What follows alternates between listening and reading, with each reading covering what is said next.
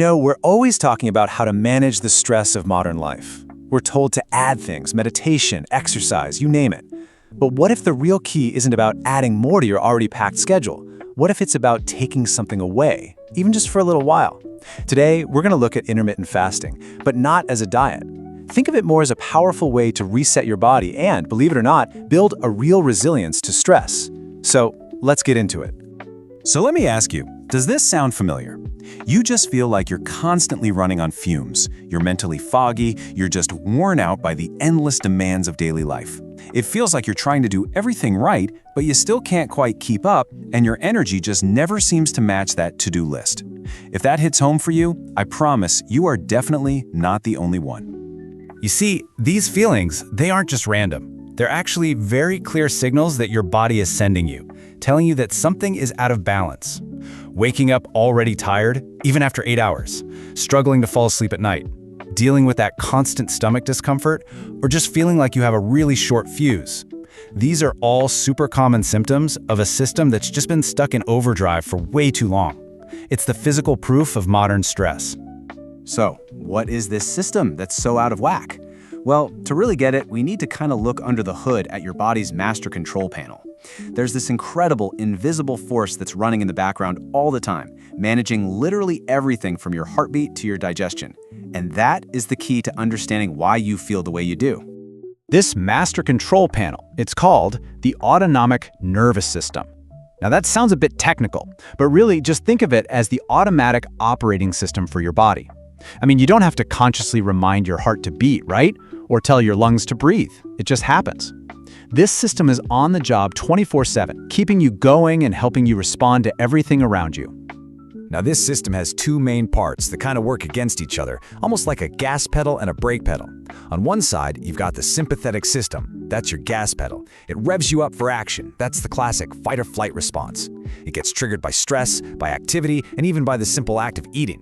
Then on the other side, you have the parasympathetic system. That's your brake pedal. Its job is rest and digest. It's supposed to calm everything down, handle repairs, and help you recover. The problem is, in our crazy modern world, most of us have our foot slammed on the gas all day long, and we've almost forgotten where the brake pedal even is. And that right there leads us to the most important question. If our gas pedal system is constantly stuck in the on position, what's actually holding it down? I mean, sure, the obvious answers are things like work deadlines, traffic, the constant phone notifications. But there's another major factor, a more surprising one that we often completely overlook, and it has everything to do with one of our most basic daily habits. And here it is. It's not just what we're eating, but how and, crucially, when we eat that has this direct, powerful effect on our nervous system. The very rhythm of our meals can either guide us back towards balance, or it can push us deeper into that state of chronic stress. Let's dig into how that actually works. Our modern eating habits are practically a recipe for nervous system chaos. Think about it. Snacking and grazing all day long means our digestive system never, ever gets a real break, which keeps that gas pedal pushed down. Then you have high-sugar foods that cause these big energy spikes and crashes that your body literally reads as a stress event. Eating a big meal late at night, that forces your body to work on digestion when it should be resting and repairing, which just wrecks your sleep. And just plain overeating puts a huge tax on your whole system. Every one of these habits is like a constant gentle tap on that gas pedal, preventing your body from ever really hitting the brakes and recovering. Okay, so how do we give our system the break it so obviously needs? This is where a very ancient practice comes into play as a surprisingly perfect solution for our modern problems. We're talking about intermittent fasting. And really, the best way to think about it isn't as a diet at all, but more like a biological reset button. So how does this reset actually happen? It's pretty fascinating, really. First, by giving your gut a rest, you are finally allowing that rest and digest system, the brake pedal, to take over.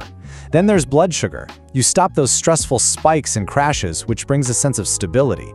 This in turn helps regulate cortisol, the body's main stress hormone, which makes you feel more even-keeled. On an even deeper level, this pause actually boosts your cell's energy efficiency, making your whole system run more smoothly. And finally, you're improving the health of your gut, which many scientists now call our second brain because of its direct connection to our mood and mental state. It's just a perfect example of how one simple pause can create such a profound, calming ripple effect. All right, the science behind it is pretty compelling, I think you'll agree. But how do you actually put this into practice in your real life? Well, the good news is you don't have to do anything extreme here. The whole goal is to make this simple, safe, and something you can actually stick with. So let's walk through a really practical way to get started. Probably the most popular and honestly the easiest way to start is with something called the 16-8 method. It's really straightforward. You just pick an 8-hour window during the day when you'll have your meals. So, for example, a really common one is eating between noon and 8 p.m.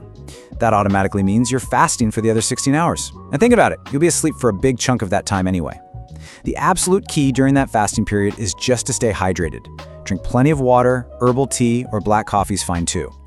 Now, to make this really work for you, there are a few tips that can make a huge difference. First, hydration is non-negotiable. It really helps with hunger and keeps your energy stable. Second, when it is time to eat, try not to just wolf down your food. Eating slowly, mindfully, that actually helps activate your rest and digest system. And of course, what you eat still matters. Focus on balanced, whole food meals to keep your blood sugar steady. But maybe the most important tip is this: start slow. You don't have to jump in 7 days a week. Just try for 1 or 2 days a week at first and just see how your body feels. Let yourself adjust. So, while fasting is an incredibly powerful tool, it's not a magic bullet, right? The real goal here is to build a truly resilient body and mind. And fasting is just one really important piece of that bigger puzzle. To get the absolute best results, it really helps to combine it with other good habits that support your nervous system. This is all about creating a lifestyle that signals safety and calm to your body. Simple things like gentle movement, just going for a walk or doing some stretching, taking just a few minutes for some deep breathing, prioritizing a consistent sleep schedule. That's a huge one.